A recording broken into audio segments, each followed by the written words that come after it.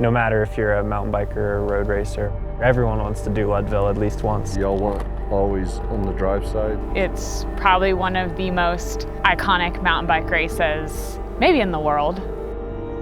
It's been around since before I was born, and it is known for being really, really hard. If you win Leadville, you pretty much punch your ticket to the Mountain Bike Hall of Fame. See you up there. I think in a race like this, 10 minutes in, it could all unravel. Everything could change. Someone could be off the front, you could have a mechanical, you could drop your food, you could drop your bottle. It's not totally a mountain bike race. It's definitely not a gravel race. There's just nothing else like it. Kind of feels like you're living two lives almost, or between two worlds. 3, 2, 1.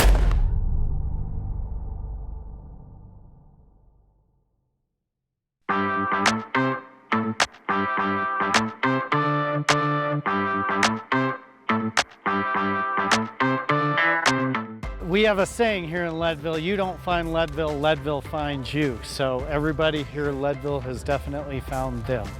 This event is like no other. We send the most elite pros off at the same time as we send 1,600 other riders. We are climbing from elevations of 10,000 to 12,500 feet through the Colorado Rocky Mountains. Doesn't matter if you're going for 9 hours or 12 hours, it's a time trial for all of us out there, so it's a tough day.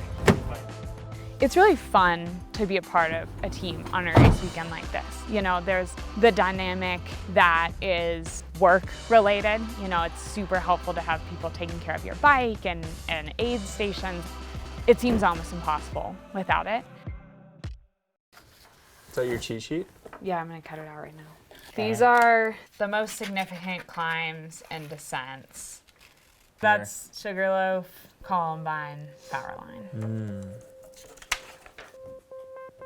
So we're gonna do 40 miles in 2 bottles. We're getting on a pipeline. Yeah. 1 bottle from One 0 bottle, to 28. And then 1 bottle from 28 to 40. Maybe I'll start with 2.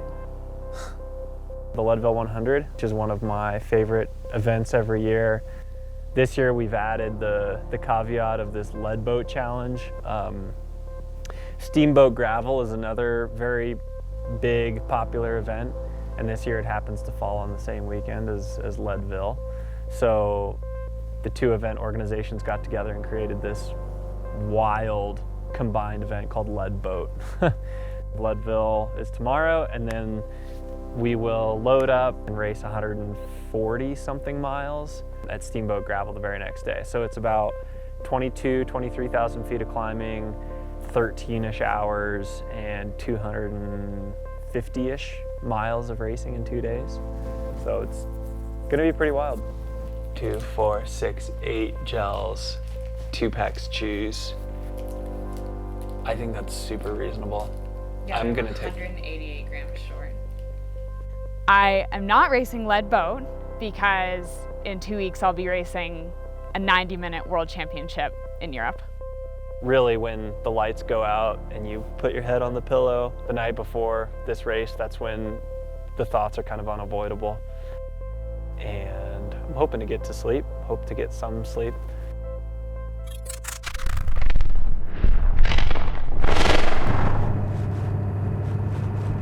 So here we are, downtown Leadville, the highest city in the U.S., I believe. This is where it gets exciting.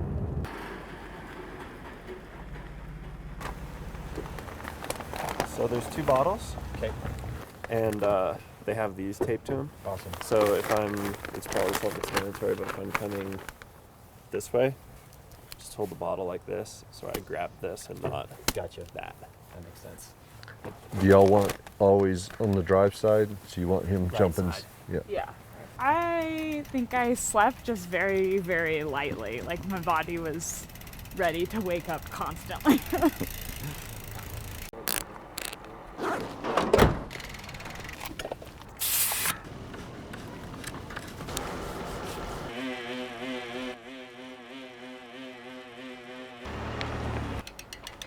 See you up there.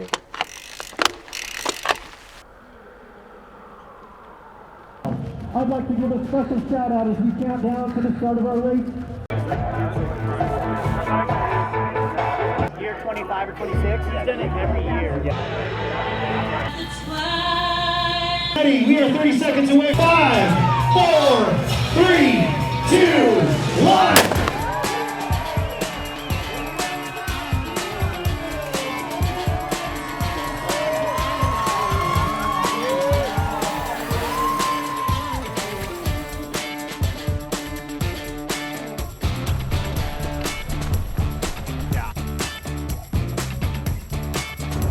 It's 10 minutes to the aid station. Hopefully there's no traffic.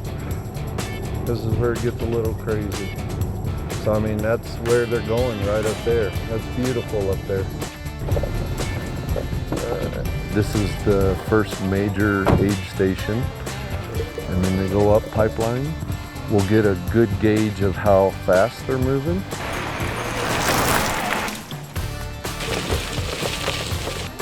I expect any minute now. Payson! Payson! Water! Payson looks strong. He's in the front half. He's looking good.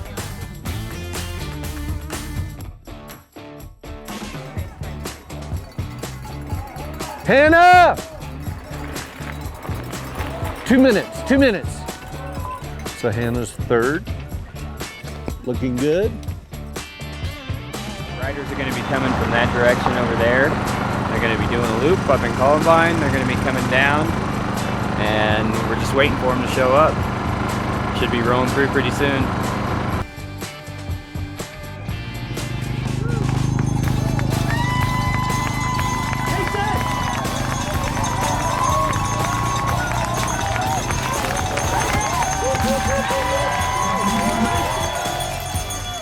I'm a little bit concerned. Payson, he dropped it, but someone said he got a bottle, so just be ready for him when he comes back through, and now I'm just waiting for Hannah.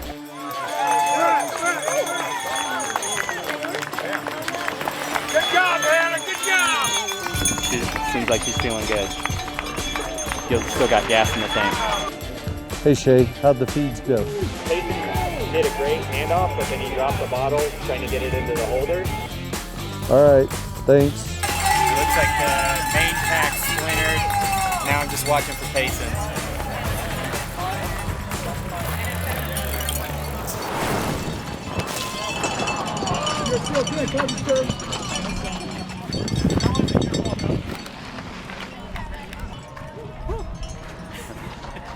He missed putting it in the cage, and the bottle went between his wheel and his seat stay. Locked up his back wheel. He skidded, kept it upright, got the bottle out, got it in the cage, and kept going.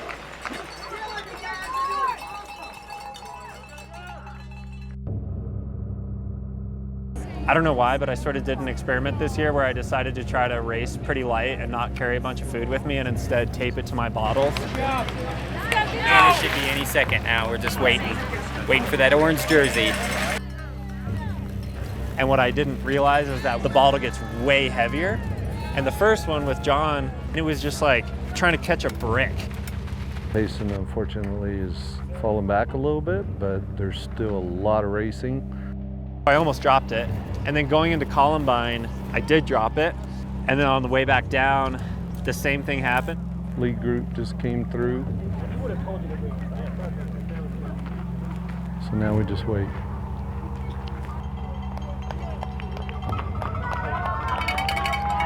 Huh? Thank you. This race is never gonna go perfectly for anyone. It's so long, it's so grueling, it's so challenging, but as always, you know, there were a few little setbacks.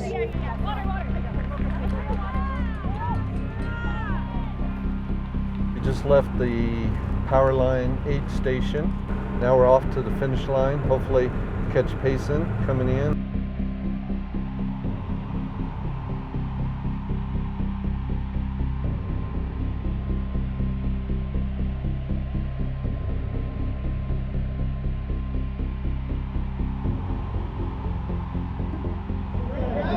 Sprint battle right here. Look at this Payson, McElveen pushing it. going for the advantage. Can he hold it on? There it is right there. I was just talking about these two guys, Payson McElveen and Peterson. I was 4th place, which I'm proud of. Had an exciting sprint finish with Pete. So we go into Steamboat, basically tied on time. So that'll be interesting. Drama. Lachlan's first, Payson's second, Peter Stetton is third for Leadboat. We started a little bit fast, and then going up Columbine, I started having a little bit of a tough moment, but I just found my pace, had 2nd, 3rd, 4th, 5th wind, finally found my rhythm again, and coming back across the flats, I ended up alone for a long time with a headwind, and that was really brutal, but I kept on the gas and it felt really rewarding to find Katerina at the pipeline aid station and have a little race towards the finish. It was hard out there. It was unlike anything I've done before. I feel like it was very tactical, but maybe not with other riders, more within yourself.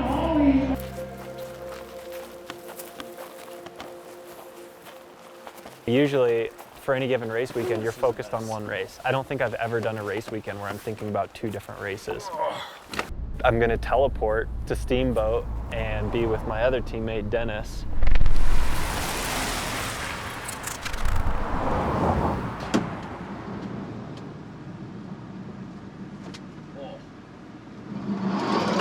We're here for SBT gravel. It's strange for me because it's my first real gravel race. Payson's coming from Leadville. He's crazy for doing the Leadboat. That's insane. We're definitely going to be looking out for him tomorrow. Dennis has come all the way from Spain. I'm super excited to race with him. I met Cole this year in Europe. They came over for World Cup. I went to support them, and we directly hit off. But it's like steep at the beginning, flat, and then steep. Down. And then Payson, Payson, he is the boss. He has more experience than me, so I can learn a lot from him. I told them a little bit earlier, but basically this is my least favorite race in regards to the aid stations. It's a battle for position, and every single one, it's carnage, it's hectic. You kind of just have to be on your toes. It is 5 in the morning. Athletes may be asleep. You gotta make sure they're awake. They should be up. Hello. Morning. How are you? Good. Rested? How are you guys? Ha! Nah. That's not good, because you're in 48 hours of no sleep. Yeah, should be fine. I mean, typically before a race, I'd be 90+% recovery. So what is that? 18%. 18%. Cole, are you awake? I'm kidding. Dennis. Oh.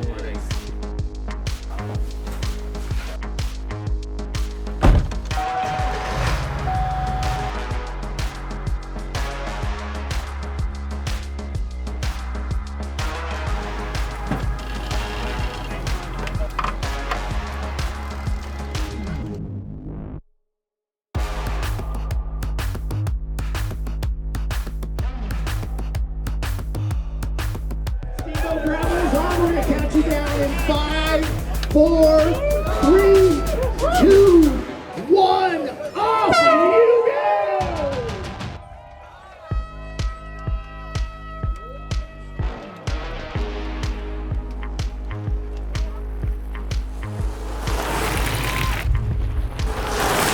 Day 2, we're off. Everybody looks good. For Payson not having any sleep, he's a fighter and he'll do well.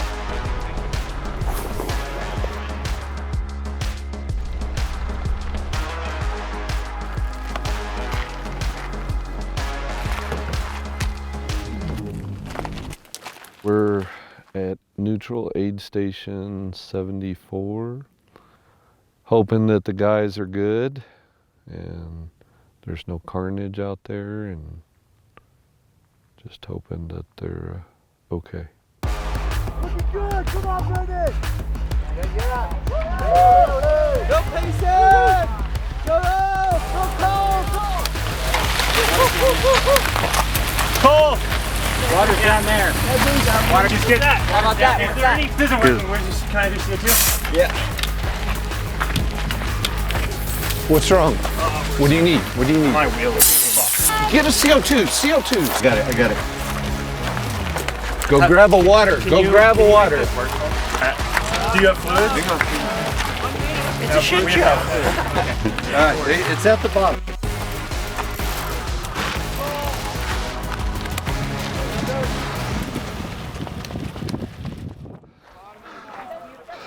Get the CO2s out.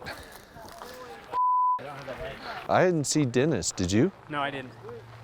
Where's Dennis? I don't know.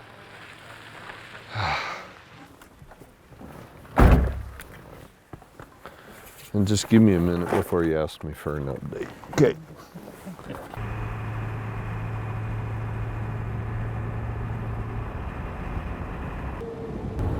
I am just confused. Payson's having wheel problems. Don't know what that means. He had a tire issue. Don't know what that means. And Dennis was nowhere to be found.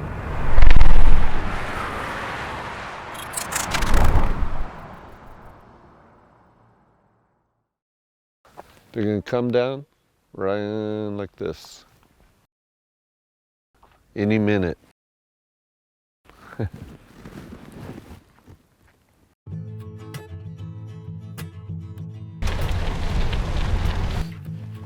Yep, here they come. It's 2 packs.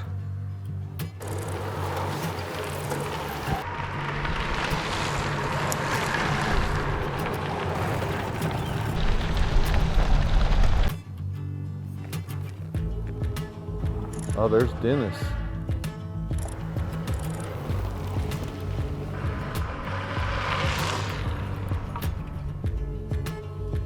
No Payson, no Cole. Payson broke his wheel. He broke it like it's broke. He's riding, but not fast.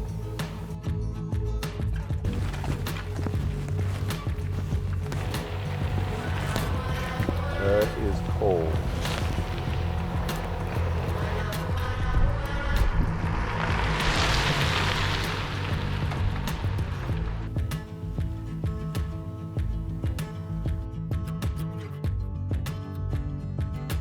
There's Payson.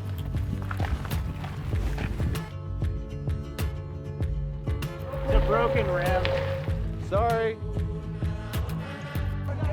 Come on, Alex. Come on, Alex. Yes!